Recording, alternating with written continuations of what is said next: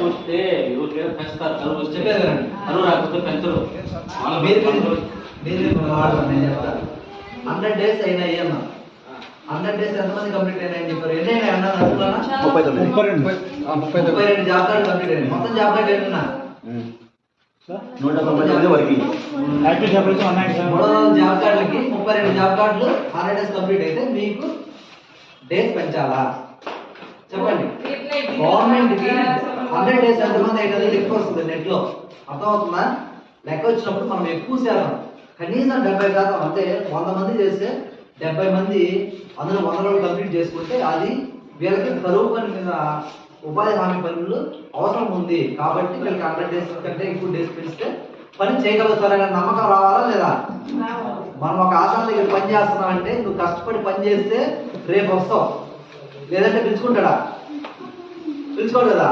కానీ మనం ఇక్కడ జాబ్ కార్డు హోల్డర్స్ అంటే మనం కూడా ఒక ఉద్యోగస్తులు మాత్రం మీకు ఒక కార్డు ఐడి కార్డు లాగా ఒక జాబ్ కార్డు మీకు ఇచ్చి పనులు చేపిస్తుంది గవర్నమెంట్. సో మీరు పని చేసిన దానికి డబ్బులు ఆ పని కూడా మీకు ఉపయోగపడుతుందా గవర్నమెంట్కి ఉపయోగపడుతుందా? మాకే వస్తుంది. మీకు పొలాలు ఉండే వాళ్ళకి కానీ రైతులకు కానీ వీళ్ళకి నీళ్లు సారవంతం ఎక్కువ మనం పనులు చేసే ప్రతి పని కూడా నీటి నిల్వ ఎక్కువ ఉండేటివే కదా చేస్తున్నాం. మీకు ఆలోచన ఉందా? అది అర్థమైంది? అది నీటి నిల్వ ఉండే పనులే మనం ఎక్కువ చేస్తున్నాం. ఎందుకు? సో అవి మనకి ఉపయోగపడతాయి, మన గ్రామానికి ఉపయోగపడతాయి, ఆ గ్రామంలో ఉన్న రైతులకు కానీ అందరికీ ఉపయోగపడతాయి కదా, అవునా కదా? సో ఇవన్నీ చేస్తున్నాం. ఇంత చేస్తున్నప్పుడు మనం గవర్నమెంట్కి కూడా మనం గ్యారెంటీ ఇవ్వాలి కదా. సో కాబట్టి ఇవ్వకన్నా 50 అంటే 50 కాదు 50% అంటే ఒక 150 జాబ్ కార్డు అయినా మీరు 100 days కంప్లీట్ చేయండి. సో అప్పుడు గవర్నమెంట్ ఎందుకైతే మనం ఓకేనా? నువ్వు కంప్లీట్ చేసినట్టు కాదు, మళ్ళీ నీ పేరు వాళ్ళు కంప్లీట్ చేయలేదు కాబట్టి వాళ్ళ దగ్గర పని తీసుకుని చేస్తానని కదా, అర్థమైందా? పైన చేయించే వాళ్ళు కరెక్ట్గా ఉండాలనుకున్నప్పుడు మనం కూడా కరెక్ట్గా ఉండాలి, అవునా కదా?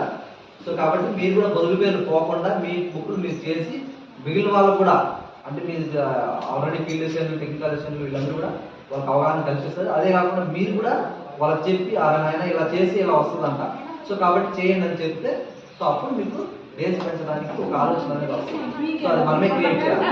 మనం ఈరోజు ఇక్కడ కూర్చున్న బిల్డింగ్, ఈ బిల్డింగ్ ఏ ఫండింగ్ కింద వచ్చి తెలుసా మీకు? ఉపాధి హామీ నిధుల ద్వారా కట్టింది. అడగండి మీ సెక్రటరీ సార్ కావాలంటే చెప్తారు, అవునా కదా? ఏం సార్ ఇంజనీరింగ్ వచ్చింది సార్? మొత్తం ఎంజీఎన్ఆర్ఎస్ ఫండ్స్ తోనే మనం కట్టుంది. దేనివల్ల? మీరు కనీసం 60% పనులు చేస్తే మన పంచాయతీ 40% ఫండింగ్ మెటీరియల్ కింద వస్తుంది. ఆ మెటీరియల్ కింద వచ్చిన డబ్బుల్ని మనకు అంగన్వాడీ బిల్డింగ్స్ కానీ స్కూల్ బిల్డింగ్స్ కానీ వేరే ఇతర సిసి రోడ్స్ కానీ ఇలాంటివి ఏమన్నా కానీ మన ఎంజీఎన్ఆర్ఎస్ ఫండ్ కింద